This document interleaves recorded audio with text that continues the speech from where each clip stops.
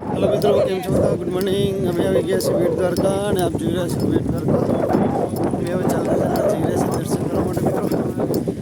બેટ દ્વારકા માટે તમે જ્યારે દ્વારકા આવો તો મિત્રો જરૂરથી તમે ખાસ એ ધ્યાન રાખજો કે અહીં મંદિર બેટ દ્વારકાનું જ્યારે બંધ થાય દર્શન એ 11:30-12 વાગે બંધ થઈ જાય છે। સાંજે 4, 4:30, 5 ખુલી જાય। તમારે 4-5 કલાક બગડે એમ સમજો।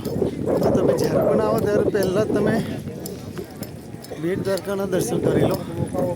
બેટ દ્વારકા દર્શન કરીને મિત્રો તમે પછી દ્વારકા નાગેશ્વરનો શિવરાજ બીચ આ બધું કરો તો તમારે છે ને સરસ મજાનો દર્શન થઈ જાય। પણ જો રોકાયા જ હોય તો કોઈ ચિંતા નથી તમને ટાઈમની। આ તો તમને સજેશન કરું આ રીતે કરવા એમ જ મોર્નિંગમાં આવી ગયા છીએ તો પહેલાં બેટ દ્વારકા આવી ગયા છીએ દર્શન કરવા જોઈ લો। હવે બેટ દ્વારકા માટે સરસ મજાનો રસ્તો છે। અહીં રિક્ષા બંધ છે, કામ ચાલુ છે આગળ એટલે આ જોઈ લો બધી પબ્લિક ચાલતી જાય છે।